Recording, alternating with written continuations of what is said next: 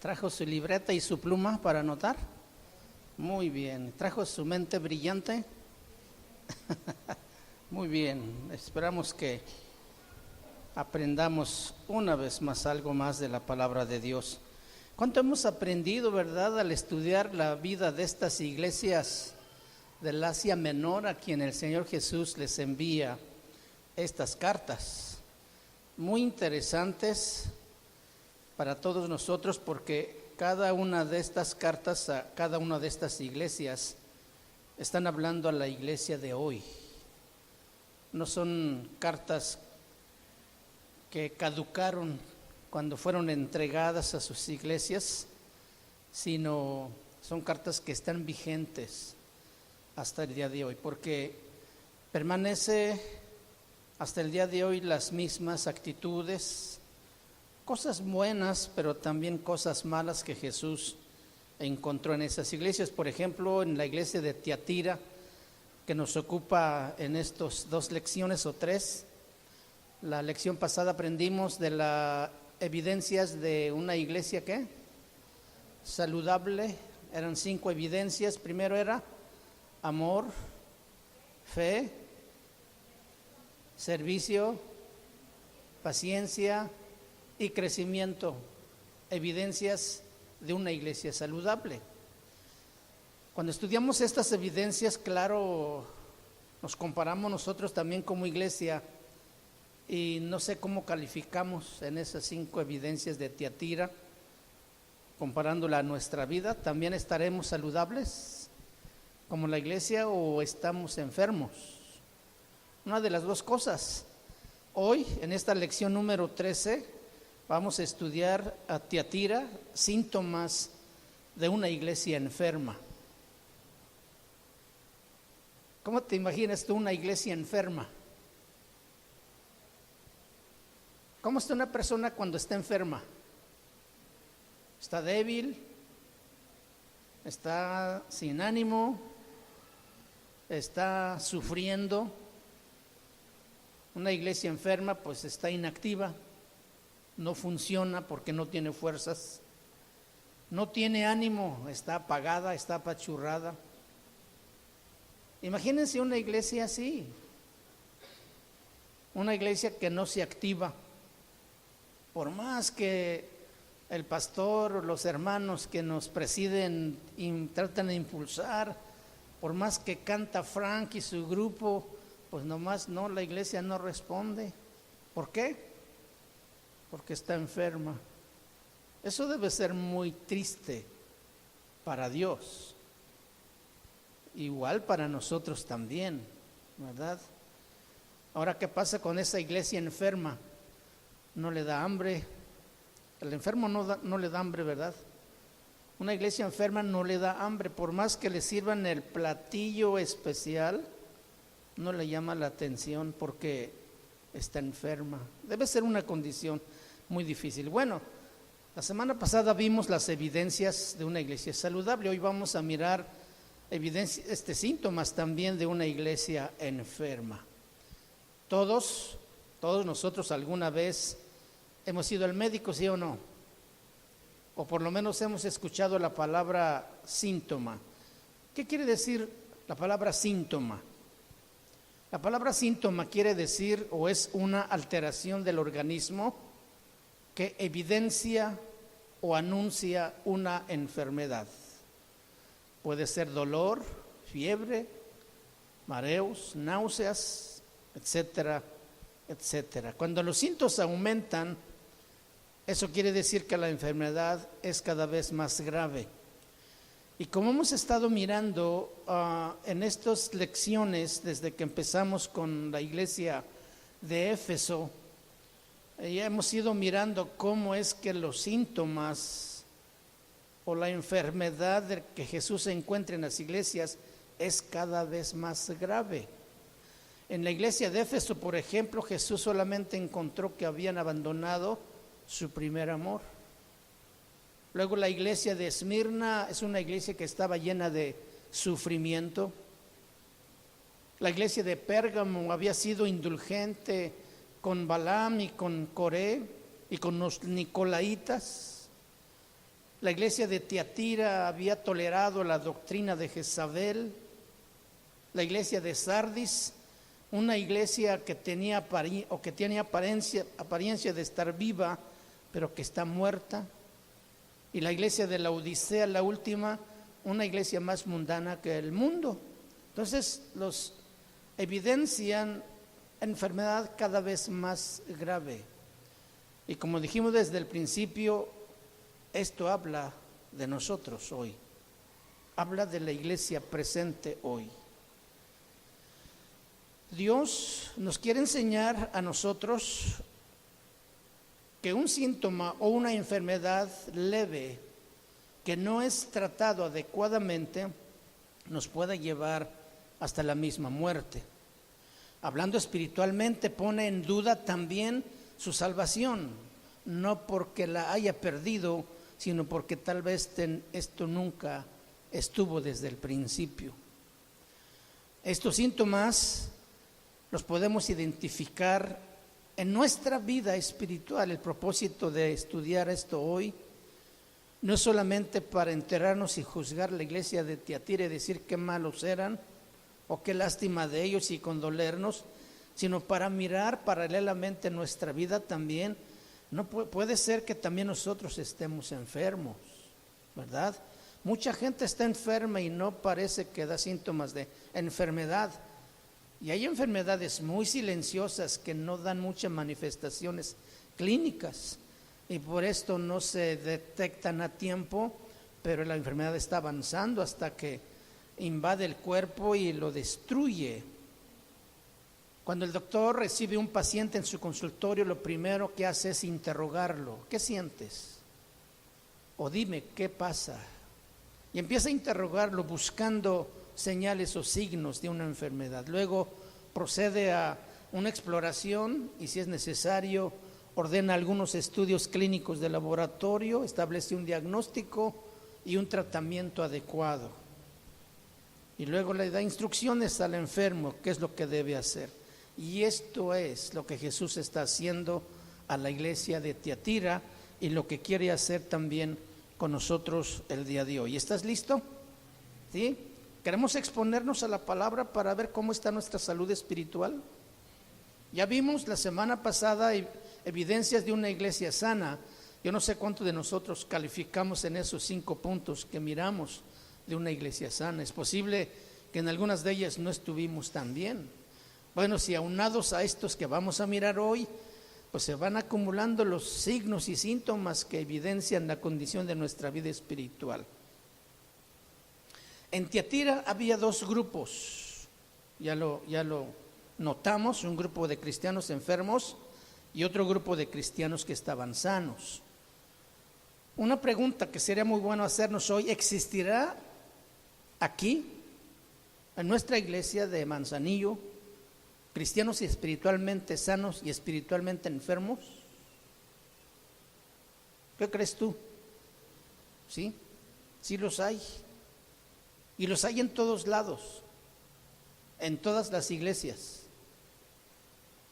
Vamos para eso al libro de Apocalipsis capítulo 2, versículo 18. Apocalipsis capítulo 2, versículo 18 en adelante, la palabra dice: y escribe al ángel de la iglesia en Tiatira, el Hijo de Dios, el que tiene ojos como llama de fuego y pies semejantes al bronce bruñido, dice esto: yo conozco tus obras y amor y fe y servicio y tu paciencia, y que tus obras postreras son más que las primeras. Pero tengo unas pocas cosas contra ti, que toleras que esa mujer Jezabel, que se dice profetiza, enseña y seduzca a mis siervos a fornicar y a comer cosas sacrificadas a los ídolos. Y le he dado tiempo para que se arrepienta, pero no quiere arrepentirse de su fornicación. He aquí yo la arrojo en cama y en gran tribulación a los que con ella adulteran, si no se arrepienten de las obras de ella. Y a los hijos heriré de muerte, y todas las iglesias sabrán que yo soy el que escudriña la mente y el corazón, y os daré a cada uno según sus obras. Pero a vosotros y a los demás que están en Tiatira, a cuantos no tienen esta doctrina y no han conocido lo que ellos llaman las profundidades de Satanás, yo os digo, no os impondré otra carga, pero lo que tenéis, retenedlo hasta que yo venga. Al que venciere y guardare mis obras hasta el fin, yo le daré autoridad sobre las naciones y las regirá con vara de hierro y serán quebradas como vaso de alfarero, como yo también la he recibido de mi Padre, y le daré la estrella de la mañana. El que tiene oído, oiga lo que el Espíritu dice a las iglesias. Jesús, el médico, le dice a la iglesia: tengo unas pocas cosas contra ti. Recordemos que Jesús se identifica como el Hijo de Dios, el que escudriña, dice la palabra, el que escudriña lo profundo del corazón. Más bien, este médico no necesitaba preguntarle al paciente qué es lo que sentía, porque él sabe exactamente la enfermedad del que está padeciendo. Pero después de que Jesús le dice 5 virtudes o cualidades o evidencias de una iglesia saludable que se refería a ese grupo aparte, ahora le está diciendo: pero tengo unas pocas cosas contra ti. ¿Sí? Jesús, el Hijo de Dios, ya leímos también ahí que dice: el que tiene ojos como llamas de fuego, que escudriña, que conoce, que indaga, que sabe, que penetra hasta lo más recóndito del ser humano para saber qué es lo que tiene y qué es lo que le pasa. Eso se refiere cuando dice que tiene ojos como llamas de fuego. Escudriña, penetra hasta lo más profundo del ser. ¿Quién podría engañar a ese médico diciéndole algunos síntomas falsos si él sabe exactamente lo que está de raíz ocasionando aquel problema que esta persona está experimentando? Luego dice: el que es que toleras a esa mujer que se dice profetiza. ¿Todos alguna vez hemos escuchado el nombre de Jezabel? ¿Sí han leído también en la Biblia algo de su vida? La esposa del rey Acab. Creo que lo que más recordamos de ella fue en el evento cuando Elías desafía a los profetas de Baal. Para entonces el pueblo de Israel le había dado las espaldas a Dios porque el rey Acab se había casado con una mujer de Sidón, completamente pagana e idólatra. Y esta mujer incitaba a su marido a hacer lo malo. Ya vamos a mirar en el transcurso de la lección esta labor de esta mujer incrédula, que no era del pueblo de Israel. Bueno, normalmente se le atribuye ese nombre a las mujeres controladoras. No sé si tú has escuchado algo de esto hoy, que ejercen un gobierno y una autoridad sobre sus esposas y que sobre sus esposos y que los manipulan como si fueran un títere o un muñeco. Toman autoridad en el matrimonio, a veces también en la misma iglesia. Esa mujer se le identifica como Jezabel. Equivocadamente le atribuimos a Jezabel la autoridad sobre el varón, pero realmente esa es una de pocas cosas que ella hizo, porque ella era una mujer impía, terriblemente mala, era una asesina. Entonces, esto de influir en el varón era una cosa pequeña, pero bueno, no deja de ser pecado y no deja de ser maldad. Cuando Jesucristo toma a Jezabel y la hace para representar una doctrina, escuchen bien, cuando Jesús está refiriéndose y menciona la palabra Jezabel, está hablando o está representando una doctrina, no una persona.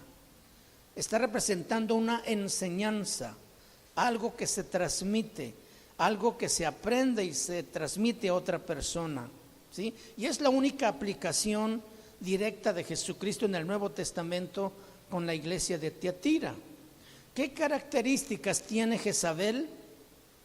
Los hombres y líderes son más propensos a ser influenciados por la doctrina de Jezabel, como lo que el pastor de la iglesia de Tiatira había sufrido. Tolerar a Jezabel es tolerar una doctrina que iba en contra de la doctrina de Cristo. El versículo 20 que leímos, pero tengo unas pocas cosas contra ti que toleras, que esta mujer Jezabel que se dice profetiza, seduzca, enseñe y seduzca a mis siervos a fornicar y a comer cosas sacrificadas a los ídolos. ¿Qué hacía la iglesia de Tiatira en relación a Jezabel? Tolerar. ¿Qué es tolerar? Permitir que algo suceda sin hacer nada para impedirlo. Dejar tranquilo a alguien sin actuar. Aunque no estemos de acuerdo, pero no hacemos nada con él.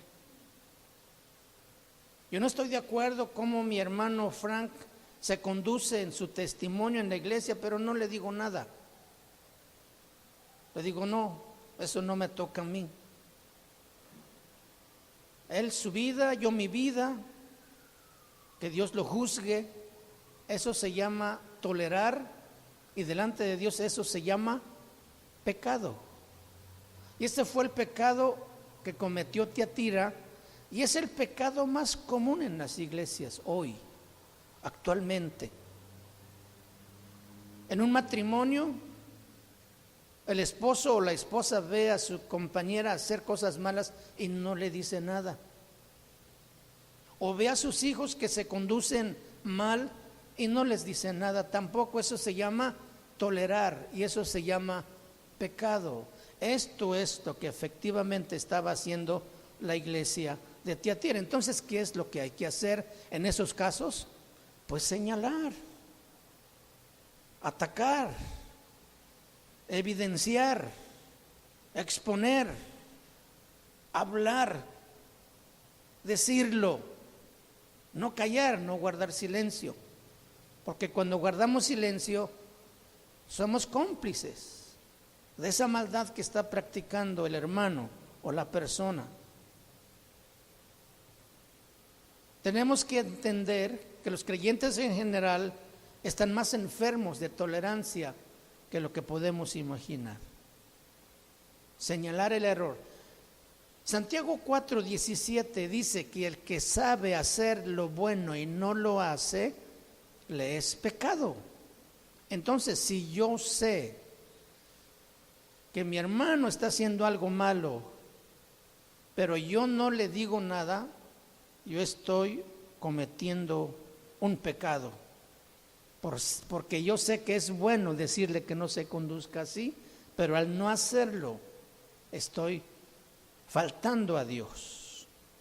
Tolerar dentro de la iglesia cristiana es un pecado grave, tan grave que cuando este mensaje llegó a la iglesia de Tiatira y no corrigió su problema, causó que 100 años después de este mensaje, la iglesia de Tiatira desapareciera.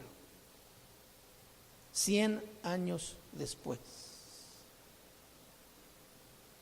La enfermedad comenzó a agravarse hasta que se hizo mortal. ¿Es peligroso la tolerancia? Es peligrosa. El pecado, ¿sabe cuál es el pecado más común que practica la iglesia? Hacer nada. Ese se llama pecado, hacer nada. ¿Sabes cómo es la manera mejor para que usted destruya su cosecha bonita que está en el campo? Siéntate y no hagas nada. Deja que se pierda sola y seguro que se pierde. No cuesta nada hacer nada. Y eso es lo peligroso, porque no cuesta ningún esfuerzo hacer nada. Pero al que sabe hacer lo bueno y no lo hace, le es pecado. Entonces, las consecuencias son graves. Holanda, el país de Holanda en Europa, por ejemplo, hace un poco más de 60 años atrás, era un país 100% cristiano. Holanda fue fundada muchos años atrás por cristianos, con una constitución cristiana. Hoy, más de 80% de aquellos cristianos son ateos. Y las iglesias donde la gente se congregaba para alabar al Señor y cantar himnos al Señor, se congregaban para escuchar la palabra de Dios, hoy se han convertido en prostíbulos, se han convertido en teatros, en cafeterías, en museos o bibliotecas. Actualmente empezaron a tolerar y terminaron por desaparecer. Estados Unidos va por el mismo camino y nosotros vamos detrás de ello. México ha tenido un gran avance evangélico los últimos 15 años, pero la iglesia ha estado empezando a tolerar el pecado dentro y también la iglesia va a desaparecer. Toda iglesia que tolera el pecado va a desaparecer, no importa que sea la iglesia más famosa, no importa que sea la iglesia más grande o la más rica, tarde o temprano va a desaparecer. Nuestros hijos que quedarán después de nosotros, con esa herencia de la tolerancia, van a desaparecer y tal vez nuestra iglesia también se convierte en una bonita cafetería. ¿Qué te haría sentir eso si así sucediera? Primero nosotros como padres, porque no fuimos sabios para frenar, para hablar, para exponer el pecado de los hermanos, de nuestros hijos. Toleramos, pensamos que no era dañino, que no era malo, y a veces hasta pensamos que era común. Y esto es terriblemente malo. La tolerancia asesina nuestra fe. Es una enfermedad silenciosa que comienza a carcomer tu fe y mata tu pasión por Cristo. Destruye tus convicciones porque fuiste tolerante. Comenzaste a ver algo malo y volteaste al otro lado como quien no se entera, pero está carcomiendo por dentro. Este es un síntoma de enfermedad, tolerancia, y no lo debemos permitir dentro de nuestra congregación. Síntoma número 2, versículo 20, Apocalipsis capítulo 2. Pero tengo unas pocas cosas contra ti, que toleras que esa mujer Jezabel, que se dice profetiza, enseñe y seduzca. Enseñe y seduzca a mis siervos. Ya dijimos que Jezabel no precisamente es una mujer, sino es una doctrina. ¿Qué es lo que hacía Jezabel en la iglesia de Tiatira? Enseñaba y seducía a sus siervos. La palabra enseñar quiere decir transmitir a otra persona un conocimiento que ha adquirido. Es asimilar algo y transmitirlo a otro. Vamos a 2 de Juan, versículo 9 y versículo 10. Unas hojas atrás de ahí en su Biblia. 2 de Juan 9 y 10. Dice: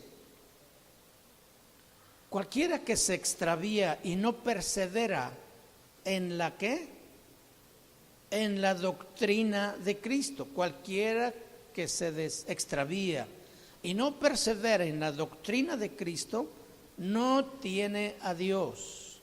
El que persevera en la doctrina de Cristo, ese sí tiene a Dios, al Padre, ese sí tiene al Padre y al Hijo. regresando ahí a Apocalipsis 2:24 dice: pero a vosotros y a los demás que están en Tiatira, a cuantos no tienen esa doctrina. También está aquí hablando de la doctrina, a los que no tienen la doctrina de Jezabel. Entonces, Jezabel representa la doctrina.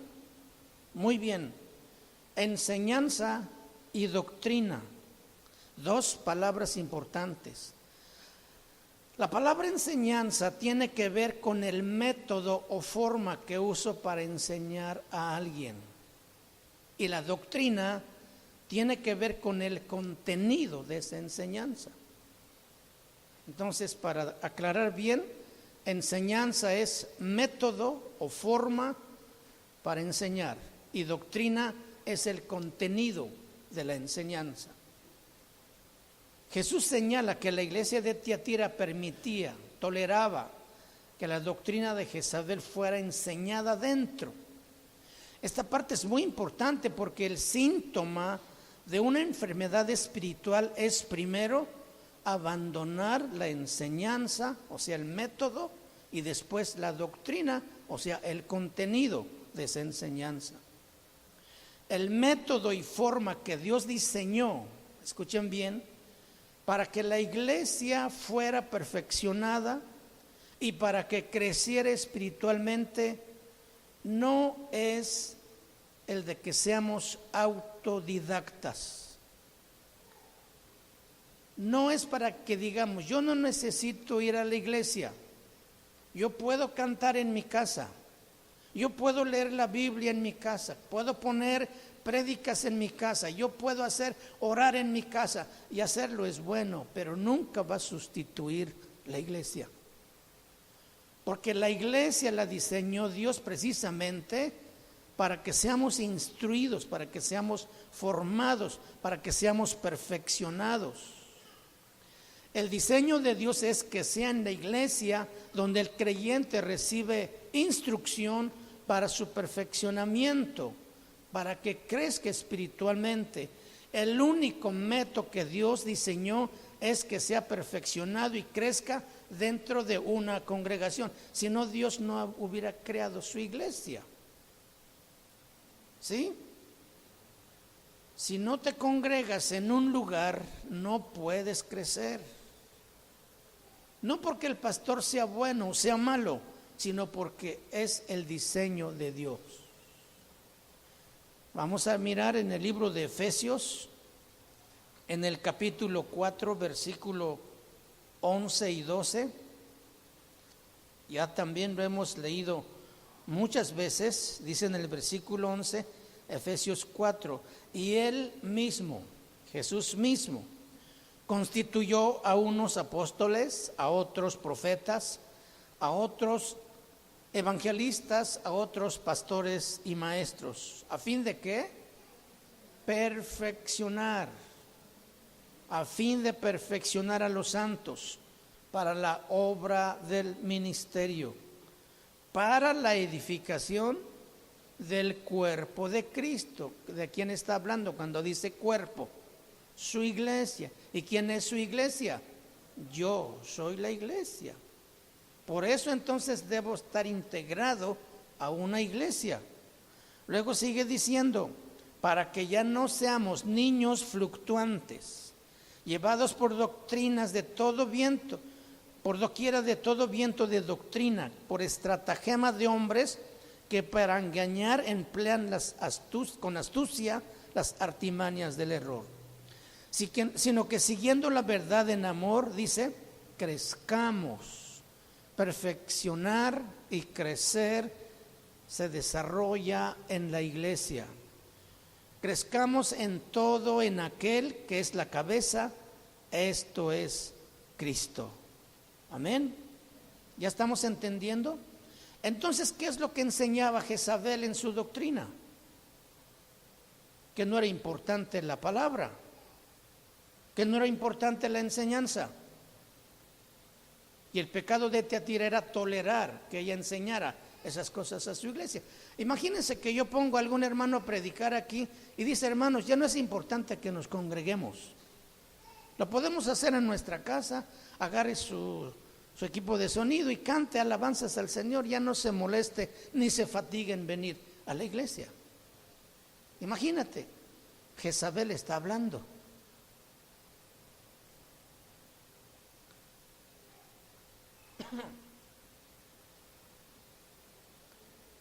El apóstol Pablo en el libro de Efesios, donde acabamos de leer, dice muy claramente que es a fin de perfeccionar, a fin de que crezcamos, que lleguemos a la estatura de la plenitud de Cristo. Una persona que anda de iglesia en iglesia no puede crecer. Es una persona que está enferma espiritualmente. El que nos congreguemos, hermanos, en un lugar como este es muy importante. La palabra de Dios dice que nos estimulemos al amor y a las buenas obras cuando nos reunimos en familia. La Biblia dice que debemos ser como árboles plantados. Salmo 1:3. Serán como árboles plantados junto a corrientes de agua, que da su fruto a su tiempo y su hoja no cae. El árbol que está plantado enraiza y produce fruto. El fruto es la evidencia de la permanencia. Y su hoja no cae. ¿Por qué? Porque tiene nutrientes sólidos y fuertes. No dice que es una maceta, que se pueda mover de un lugar a otro como tú quieras. Mientras tú no seas constante y no te afirmes, mientras no te plantes en un lugar, no vas a crecer. Y el problema es que al ir para allá y para acá, pescas una doctrina y otra doctrina y terminas totalmente confundido, no entendiendo nada. Como consecuencia, el enemigo que te ha enredado en tantas cosas, finalmente viene y te destruye.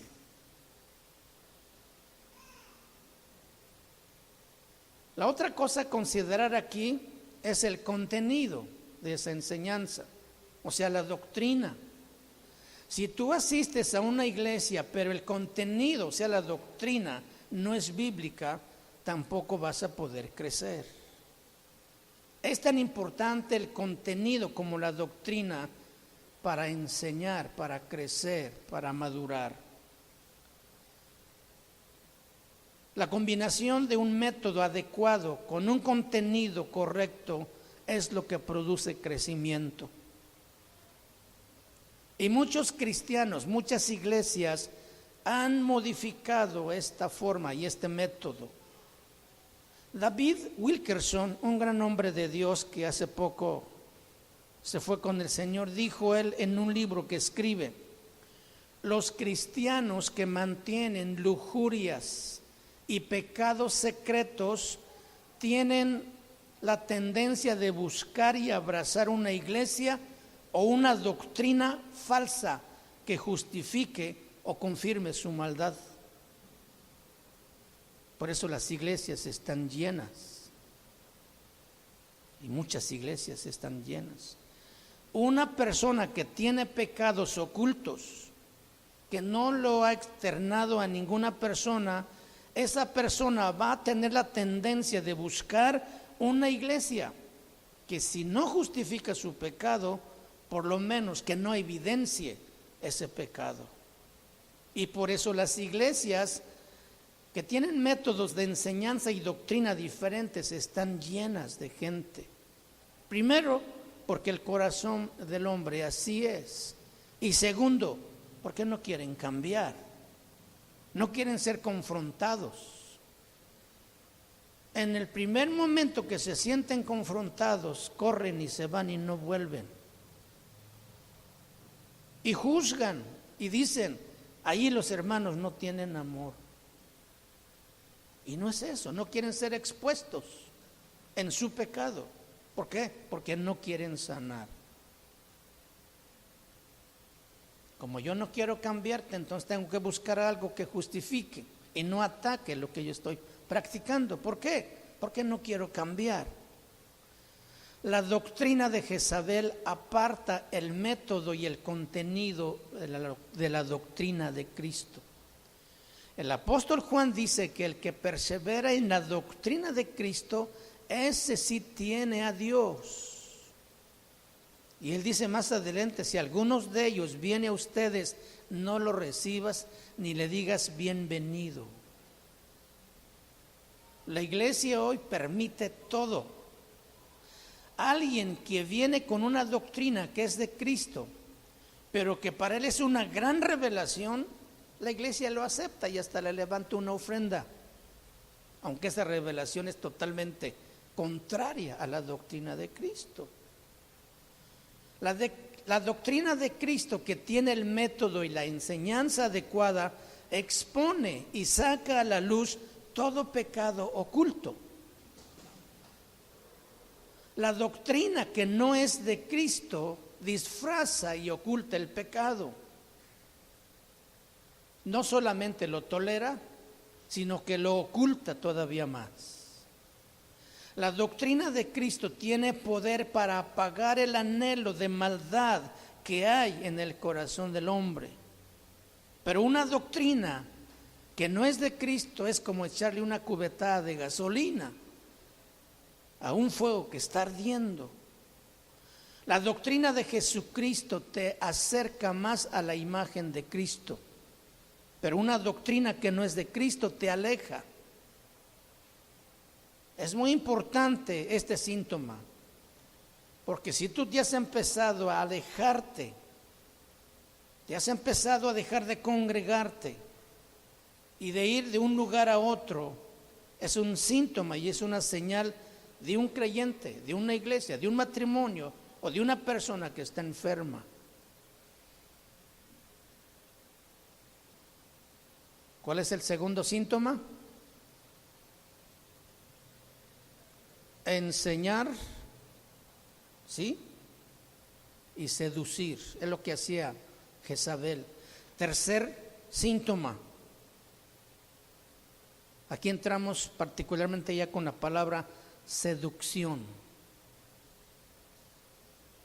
La acusación de Cristo para la iglesia de Tiatira es que toleraba, permitía que la mujer enseñara y sedujera a sus siervos.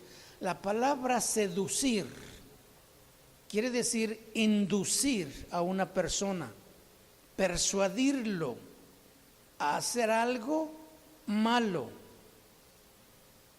a conseguir algo malo mediante engaños o halagos para que lo logre. Significa la palabra seducir, engañar, extraviar, andar errante o guiar a otra persona al error. Seducir es saber que esa persona no va a poder hacer ciertas cosas, pero animarlo para que lo haga, sabiendo que no lo va a lograr hacer.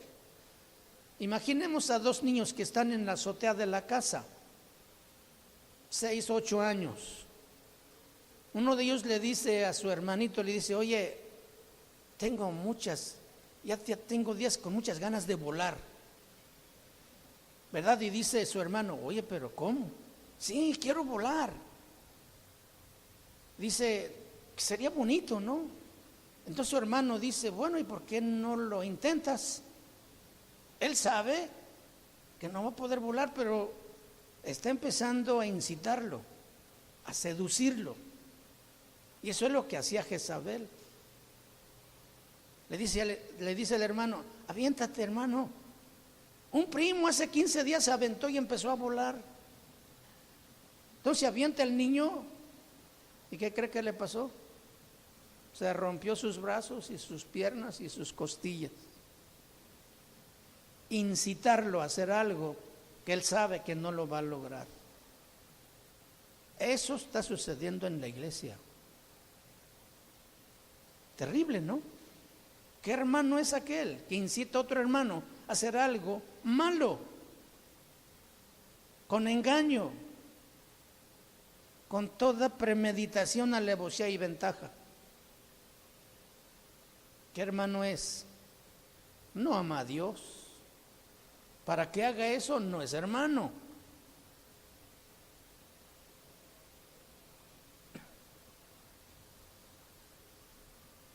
Todos sabemos que no podemos hacer ciertas cosas. Y el pecado no es algo que nos sorprenda, mis hermanos. Cuando el pecado empieza a hacer su aparición, empieza con una tentación. Y tú sabes en el fondo, como este niño, que no lo debía hacer, pero hay otro cierto estímulo que te impulsa a hacerlo. Y eso significa la palabra seducir. Vamos al libro de Santiago, en el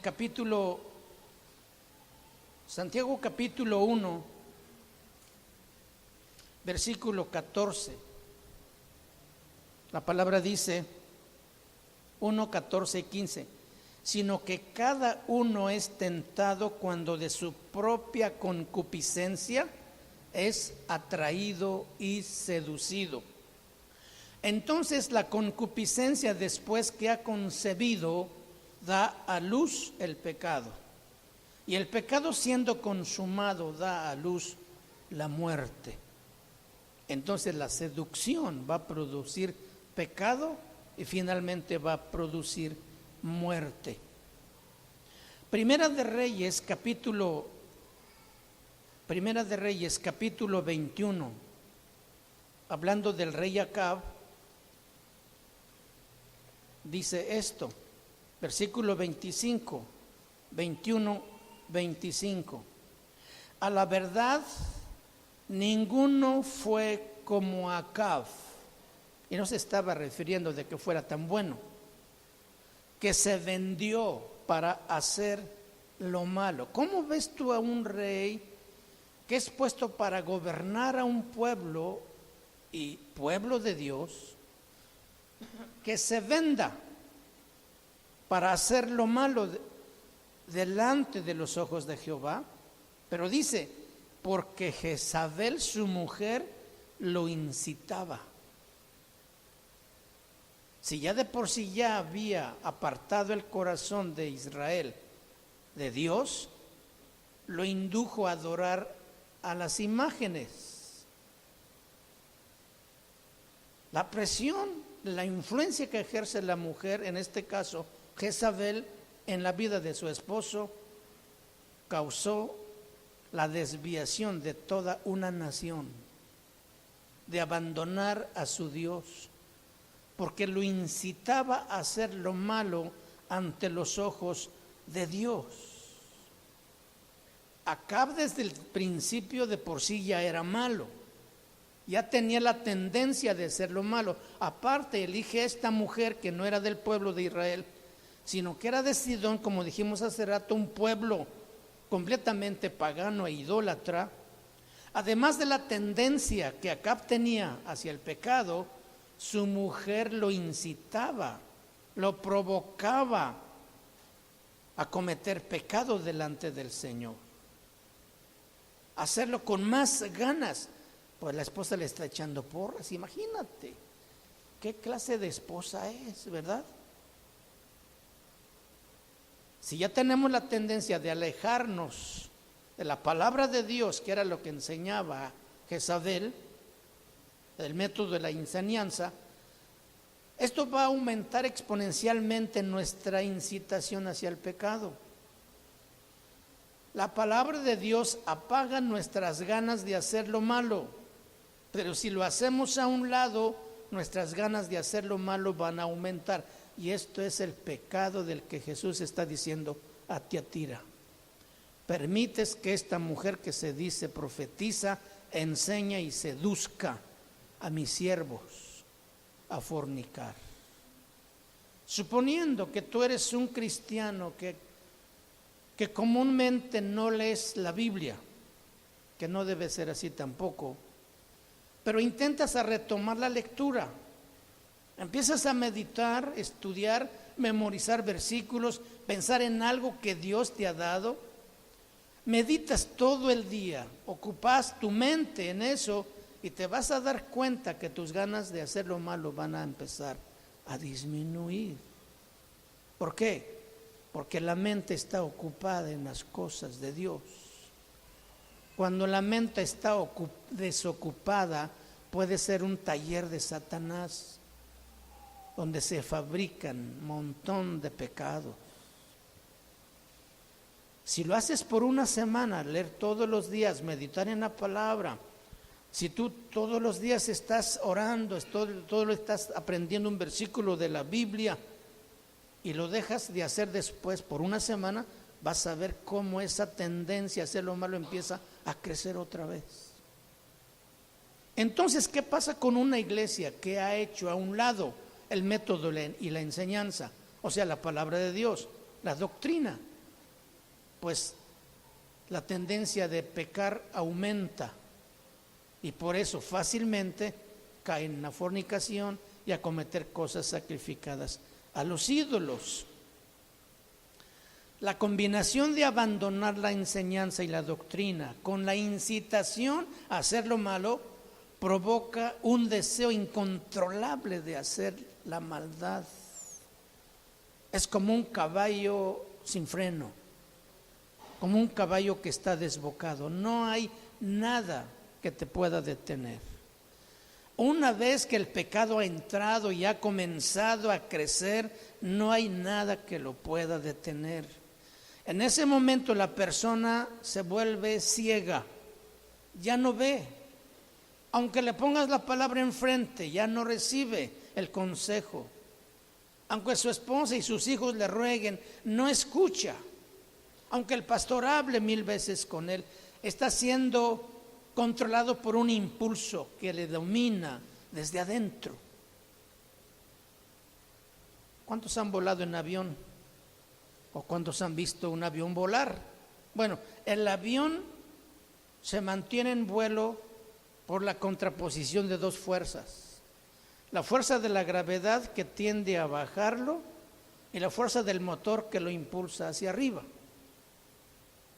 ¿Sí? Esas dos fuerzas opuestas son los que mantienen el avión en vuelo. Si desapareciera la fuerza de la gravedad, ¿qué crees que pasaría con el avión? Con la fuerza del motor se va para arriba, ¿sí? Pero ¿qué te parece que el motor dejará de funcionar? La fuerza de la gravedad lo atrae. Posiblemente pueda planear por un rato, pero tarde o temprano se va a ir de picada. Y no va a haber motor que lo pueda levantar. Así es.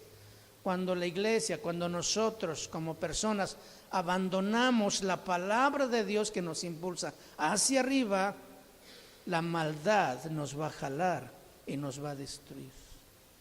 Cuando ese motor deja de funcionar, llamada la palabra de Dios, el pecado nos va a jalar y nos va a destruir. Una iglesia, un cristiano, un matrimonio, una persona que está enfermo no puede resistir la fuerza de atracción del pecado porque no tiene motores. No tiene la palabra de Dios porque la ha abandonado. Y esto fue lo que la iglesia de Tiatira había hecho. Tu vida se convierte en un avión en picada, directo a la destrucción, que se aleja cada vez más y más de la imagen de Jesucristo que está hacia arriba. Y este es el tercer síntoma. Amén. ¿Cuál es el tercer síntoma? La seducción. ¿Sí? La seducción es incitación hacia lo malo. El cuarto síntoma aparece ya más fácil. Sin la fuerza que te mantiene elevado, sin la palabra de Dios que te mantiene conectado con Dios, ¿sí? Y aparte esa incitación interior que te lleva a desear pecar más, pues de pronto aparece ya la fornicación de una manera casi como que se da por sí sola. Escuchen, ¿tienen ustedes el versículo 20 de Apocalipsis 2? Voy a parafrasear ese versículo y ustedes leanlo así con su vista. Parafraseando el versículo 20 del capítulo 2 diría Jesús, pero tengo unas pocas cosas contra ti, que has permitido, que has visto lo malo y no has hecho nada, que esa doctrina de Jezabel que se dice inspirada por Dios, te aleja de la palabra de Dios y provoca un aumento de tu deseo de pecar, de hacer lo malo en todos mis siervos, que los lleva a fornicar y a comer cosas sacrificadas a los ídolos. Así diría, parafraseando el versículo 20. Es muy importante recalcar otra vez que Jezabel no es una mujer literal, sino una doctrina. Esta fornicación y a comer cosas sacrificadas a los ídolos tampoco es literal. ¿Cómo se debe entender entonces? Tenemos que entender primero que Jesucristo se presenta a la iglesia y en nuestra vida tomando el lugar, tomando la posición y la responsabilidad de un esposo. Y nosotros como iglesia venimos a tomar el lugar, la posición y la responsabilidad de una esposa. Ambos estamos unidos en un pacto matrimonial. La fornicación del que habla aquí se da cuando algunos de los dos se relaciona con alguien más. Desde luego sabemos que Dios jamás va a hacer eso. El único que puede hacer eso es la iglesia. Somos nosotros el que puede cometer ese error. Dios siempre se mantiene fiel. Somos nosotros los que somos infieles. Somos nosotros los que cometemos fornicación. ¿Y cómo se da esto? La fornicación se da cuando nosotros obtenemos o buscamos de algo o de alguien más lo que solamente Dios nos puede dar. Hay cosas que solo Jesucristo nos puede dar. Ejemplo, la paz. La paz solamente la da Jesucristo.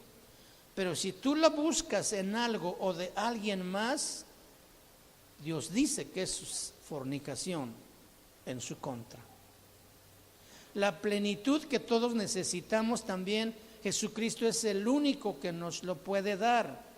Pero si tú buscas esa plenitud de algo o de alguien más que no es Jesucristo, estás cometiendo fornicación espiritual. Te dan un puesto más elevado, con un sueldo más elevado, y si esto te hace sentirte pleno, estás fornicando, porque la plenitud solamente te la puede dar Dios. Pensar que cuando te cases entonces te vas a sentir plena porque tu esposo o esposa te va a dar plenitud, estás pensando ya en la fornicación. No es así. Tenías un bochito, ahora tienes un BMW y te sientes pleno manejándolo por la ciudad. Estás fornicando, estás cometiendo adulterio. Dios no puede dar completa satisfacción. Es más, no puede darte nada si tú lo estás buscando de alguien más o de otra manera. Si tú estás buscando tu satisfacción en la pornografía, eso se llama adulterio espiritual. La satisfacción solamente te la puede dar Dios. ¿Por qué? Porque lo estoy despreciando a Él y estoy tomando de otra fuente lo que solamente Él puede darme. Un reclamo de Dios para su pueblo lo encontramos en el libro de Jeremías, capítulo 2, versículo 13. Y es un reproche tremendo. Jeremías 2:13.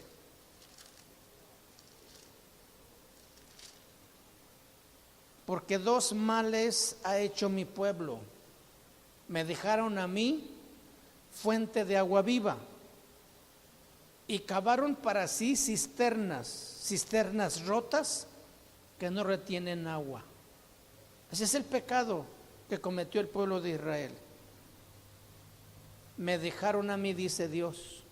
Cuando nosotros buscamos ese algo que solo Dios nos puede dar en algo o en alguien más, estamos abandonando a Dios.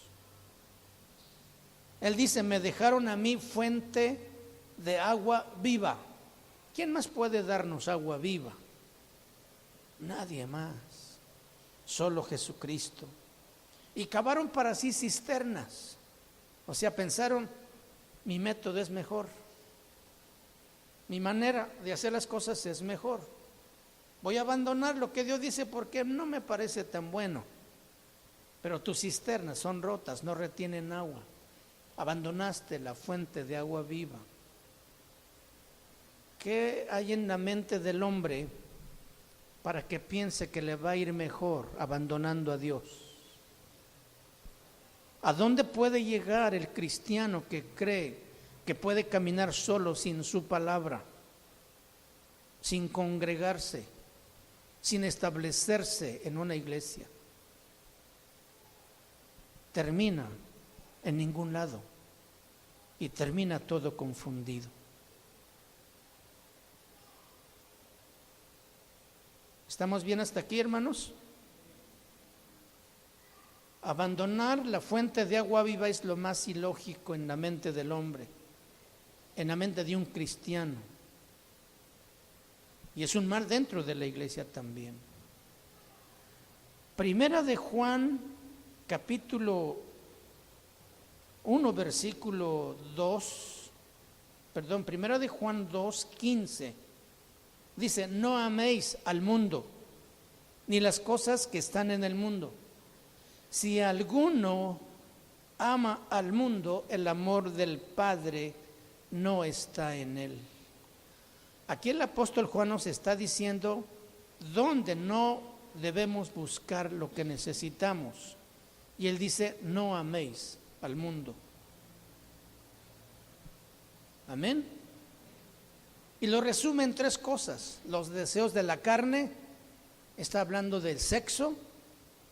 Los deseos de los ojos, está hablando del dinero y las cosas materiales.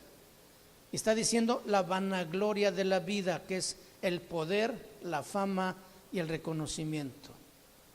Estos tres ídolos principales que tienen muchos cristianos tratan de alejarte, tratan de satisfacerte.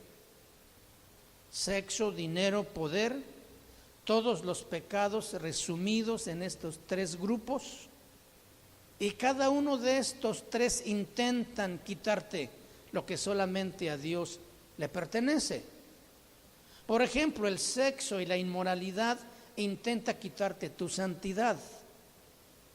El dinero y las cosas materiales intentan quitarte tu fe.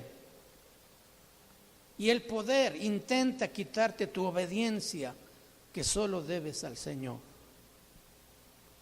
El síntoma de un cristiano que se ha alejado del método y la enseñanza y que es cada vez más seducido a buscar al mundo, en el mundo lo que solamente Dios le puede dar, sustituye su santidad, su fe, su obediencia por sexo, por poder y por dinero, por cosas materiales.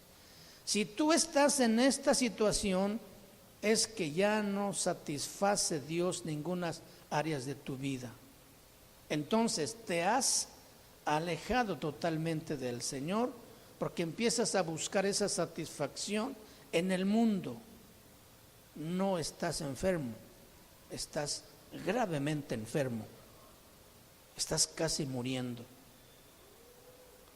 Cuando una iglesia, cuando una familia, un matrimonio o una persona gira alrededor de la inmoralidad, del dinero y la desobediencia, es una iglesia, familia, matrimonio, persona que está muriendo. Ha ido a parar a otros dioses.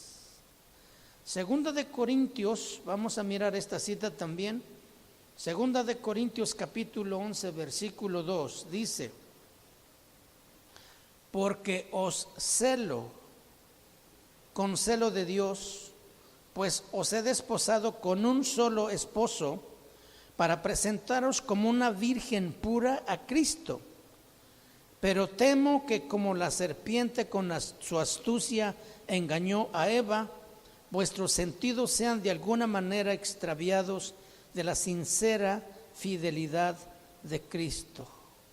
Porque os celo con celo de Dios, pero me temo que como la serpiente engañó a Eva, vuestros sentidos también sean de alguna manera seducidos y extraviados de la sincera fidelidad a Cristo. Qué terrible, ¿verdad?, cuando una iglesia hace esto. Pues esto fue lo que hizo la iglesia de Tiatira. Y aunque tenía evidencias de ser sano, este otro grupo estaba terriblemente enfermo. Y estaban dentro de la misma iglesia. Y otro aspecto muy importante que vamos a terminar con esto es, al final del versículo 20 de Apocalipsis 2 dice: a fornicar y a comer cosas sacrificadas a los ídolos. ¿Qué quiere decir esto? A comer cosas sacrificadas a los ídolos. No está hablando de una comida física. Para un judío, el comer y compartir comida con otra persona hablaba de una comunión, hablaba de una amistad y de una intimidad. Nosotros hemos leído en el Evangelio que cuando Jesús entró a comer en la casa de un publicano, los fariseos se enojaron y dijeron: este hombre come con los publicanos y los pecadores. ¿Por qué se enojaron ellos? Porque ellos suponían que Jesús tenía comunión, amistad con el pecado, y cosa que no era cierta. Para nosotros compartir la mesa no significa tanto como esto. Un amigo invita a su amigo a comer a su casa, un hermano a otro hermano, y no está significando nada, ¿sí? El comer con alguien representaba declarar abiertamente que había una amistad con ese alguien. El síntoma más grave de un cristiano puede llegar a ser una demostración abierta de amistad, de intimidad y comunión con el pecado. Termina por hacer insensible el corazón. Es un proceso largo, porque al principio esa comunión o intimidad con el pecado es algo que se oculta. Cuando Adán pecó, ¿qué fue lo primero que hizo? Se fue y se ocultó porque sintió vergüenza, ¿sí? Pero una vez que este síntoma ha avanzado y ha hecho insensible el corazón, la persona o el cristiano ya no tiene ningún temor de manifestar su comunión con el pecado de una forma abierta. El adúltero primero se oculta, después ya quiere llevar a su amante a la iglesia para que la evangelicen y sea salvo. Así de descarado, así de cínico. El esposo empieza a maltratar a su esposa a escondidas de los demás, pero poco a poco se va insensibilizando el corazón hasta que ya lo golpea frente de cualquier persona. Comienza a perder todo freno, todo temor por ofender a Dios y a su esposa. ¿En qué estado termina un cristiano que se ha enfermado gravemente? Fíjense, 2:20 en la última parte dice, Apocalipsis 2:20. 21, versículo 21 dice: yo le he dado tiempo para que se arrepienta, pero no quiere arrepentirse. Yo le he dado tiempo para que se arrepienta, pero no quiere arrepentirse de su fornicación. no quiere. Jesucristo no está diciendo que la iglesia no pueda, sino dice no quiere arrepentirse. El no puede solamente es una excusa. La realidad es que no quiere. No es que no me dé cuenta, no es que no entienda mi problema, no es que sea débil tampoco, simplemente no quiero. Y un cristiano que ha abandonado la palabra de Dios, que su deseo por lo malo ha aumentado, está buscando en el mundo lo que solamente Cristo puede darle, además comienza a hacerlo abiertamente delante de todos, esa persona no es que no pueda arrepentirse, no quiere arrepentirse. La iglesia puede llegar a un punto de estar así de enfermo, tan enfermo que no quiere sanar. El hombre o mujer, el cristiano que hace esto, se vuelve peor que un animal, que todavía, a pesar de estar enfermo, intenta todavía enfermarse más. A pesar de que tiene a la puerta la posibilidad de arrepentirse, no quiere arrepentirse. Y muchos cristianos viven así. ¿Cuál es la única manera para que un cristiano, una iglesia, pueda reivindicar y volver a esa posición original de sanidad espiritual? Es muy fácil, pero a la vez es difícil. Primero, porque no puede regresar progresivamente como avanzó. Tiene que hacer un salto, una determinación, una decisión total de volver ¿a dónde? A lo que abandonó. ¿Y qué abandonó? La palabra de Dios. Tiene que volverse a la palabra de Dios. Es dar un salto y retomar el método y la enseñanza que dejó atrás, la doctrina de Cristo que abandonó. Sin la palabra de Dios no podemos ver ni eliminar los síntomas. Tenemos que volver al inicio, a la palabra del Señor. Y una vez vueltos a la palabra de Dios, entonces el método y la esencia te van a dar la fuerza para eliminar cada uno de estos síntomas y arrepentirte de tu pecado. Y no va a ser fácil. No va a ser fácil volverse a la palabra de Dios que una vez has rechazado. Pero si buscamos a Dios con un corazón sincero, podemos. Dios nos puede rescatar de esa terrible situación. Si quieres poner en orden tu vida, no puedes sin la palabra de Dios. Si quieres arrepentirte sin la palabra de Dios, no vas a poder. Porque no puedes modificar tu vida sin la luz de la palabra de Dios. Porque Dios así lo diseñó. A través de su palabra, Dios nos revela su voluntad. Dios puede hacerlo como lo hizo con el rey Nabucodonosor, ¿se acuerdan? Cuando en su soberbia y orgullo y vanagloria Dios lo castigó, lo volvió como un animal que dormía en el campo, comía pasto. En un momento de lucidez brilló la luz y él reconoció y Dios le regresó la razón. ¿Se acuerdan del hijo pródigo? Sentado ahí con un hambre terrible, deseando comer las algarrobas que comían los cerdos, dijo: ¿pero qué estoy haciendo aquí? Dice la Biblia que volvió en sí. Entonces Dios puede hacer un milagro, si esa es la condición de algunos de nosotros. Algún momento de luz puede brillar de ese Dios misericordioso que siempre nos está esperando, para volvernos a Él, para volvernos a su palabra, para iniciar otra vez donde lo abandonamos, para vivir la vida que agrada a Dios. ¿Cómo salimos con estos síntomas de enfermedad?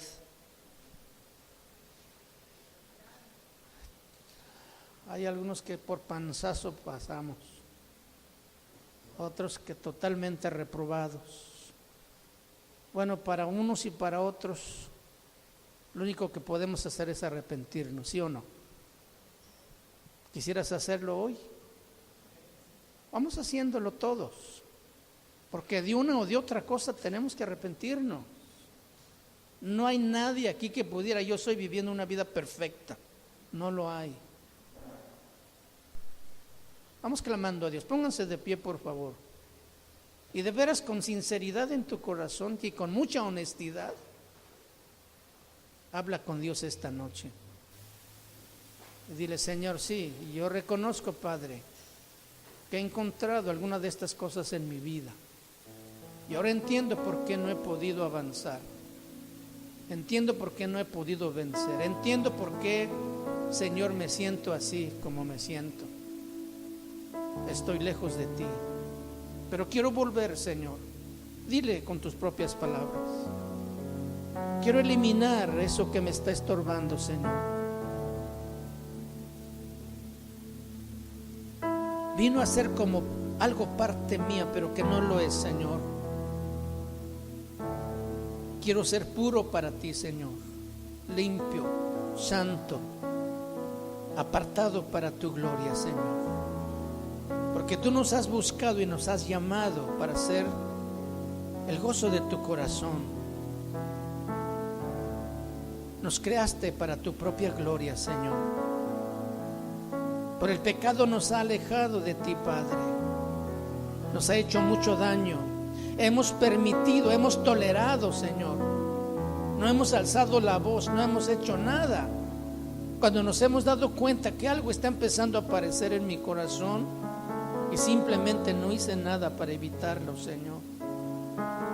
Y es posible que aún todavía abrí la puerta más para que entrara el enemigo. Algo dentro de mí me incita a lo malo. Esa naturaleza caída con el que lucho todos los días. Esa fuerza de gravedad que tiende a bajarme hacia el suelo, Señor, hacia el pecado. Por eso esta tarde, Señor, venimos en arrepentimiento delante de ti. Hay cosas en mi vida que he ocultado, que no las he declarado y que no he permitido, Señor, porque quiero guardar mi apariencia, porque no quiero que se den cuenta realmente quién soy.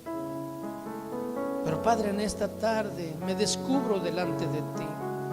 Abro mi corazón, Señor, que tú conoces perfectamente bien, y me arrepiento, Señor, de todo pecado, Señor. Me arrepiento de haberte ofendido, Señor, de haber lastimado tu corazón, cuando tú no has hecho más que bendecirme, de ayudarme y de estar conmigo siempre. Yo te he pagado mal porque he sido infiel, buscando en algo o en alguien más lo que solamente tú me puedes dar, apartándome de tus mandamientos y de tus estatutos, considerando mejor guiar mi vida con mi propio criterio y pensamiento, y no lo he hecho a la luz de tu palabra, Señor. Perdóname, límpiame de todo pecado, Señor. Ayúdame a afirmar mi corazón. Ayúdame a afirmarme como un árbol que profundiza sus raíces en esa tierra húmeda y fértil que puede nutrirse, que es tu palabra, Señor. A integrarme, a formar parte de un cuerpo viviente que se llama iglesia, para que pueda ser edificada, nutrida, para que pueda crecer, Señor. Ayúdanos, Padre. Sabemos que en nadie ni en ningún otro lado vamos a encontrar lo que tú solamente puedes darnos, Señor. Ayúdanos a mirar claramente para que no nos equivoquemos, Señor. Clamamos a ti, Padre, porque no hay nadie más a quien ir. Tú nos entiendes perfectamente bien y sabes nuestras debilidades. Por eso pedimos ayuda, Señor. Crea en mí, oh Dios, un corazón limpio y renueva un espíritu recto dentro de mí. Clamaba tu siervo David. Clamamos también nosotros hoy, porque tenemos esa misma necesidad. Padre, yo sé que tú conoces de manera personal a hermanos en este lugar que están fallando en esas áreas de su vida. En esta noche, Señor, yo ruego por ellos, para que tú les ayudes a regresarse y a volverse a tu palabra que han abandonado, Señor. Para que de ahí tomen fuerza, Señor, para reiniciar una vez más y continuar ese camino de pureza y santidad que tú demandas de cada uno de nosotros, Señor. Ayúdale, Señor Jesús, que su corazón se vuelque en arrepentimiento, en dolor por haberte ofendido, Señor, y clamen por misericordia antes que sea demasiado tarde, Señor. Padre, ayúdanos, te necesitamos. Tus promesas son fieles y eternas, y tú has prometido estar con nosotros. Por eso, Señor, venimos a ti. Y en esa confianza, Señor, esta noche, en esa seguridad que nos das, porque tus brazos siempre están abiertos a recibir al que se vuelve arrepentido para recibirlo, Señor. Nos volvemos a ti, Padre, agradecidos, Señor, por perdonarnos y restaurarnos a esa comunión contigo, Señor. Muchas gracias, en el nombre de Cristo Jesús. Amén. El pueblo de Dios dice amén. Amén, hermanos, que Dios nos bendiga. Gloria a Dios.